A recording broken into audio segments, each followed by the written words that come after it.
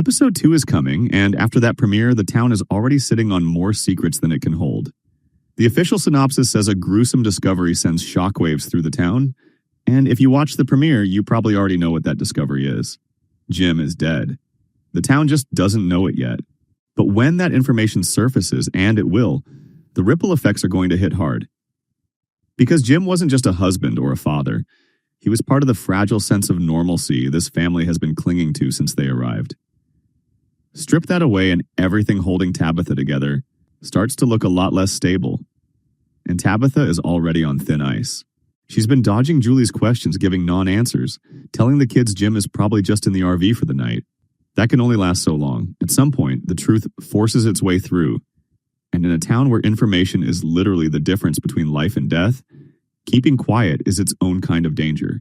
Jade is carrying the same impossible weight on his end.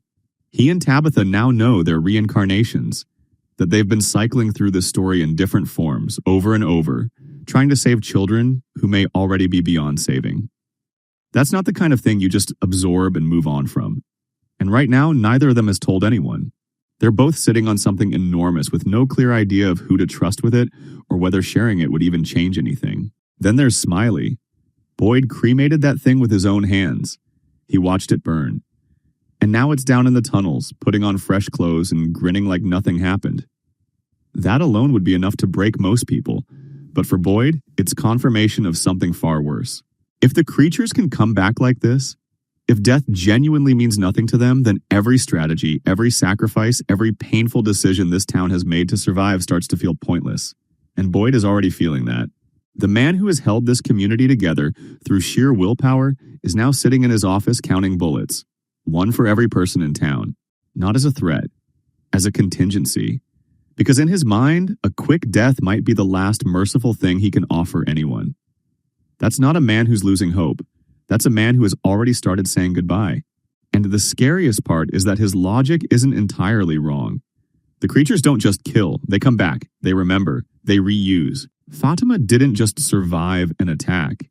She was turned into something, used as a vessel to bring Smiley back into the world.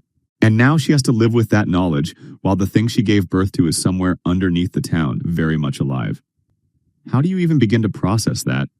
How does anyone around her? Boyd is going to need to find a reason to pull back from the edge, and fast. Because if he breaks, if the person who has been the backbone of every difficult decision in this town finally gives out, there's no obvious replacement waiting in the wings. The community doesn't just lose a leader, it loses its sense that survival is even worth fighting for. Meanwhile, the man in yellow is walking around town wearing Sophia's face. He's already inside. He's already been prayed with, already been treated like a scared young woman who just survived a car crash. And nobody suspects a thing. Episode 2 is going to keep that secret burning a little while longer, but every scene she appears in now carries a completely different weight once you know who's actually behind those eyes. This town has never been more dangerous than it is right now, and most of the people living in it have no idea. Episode 2, titled Frey, drops on Sunday, April 26, 2026.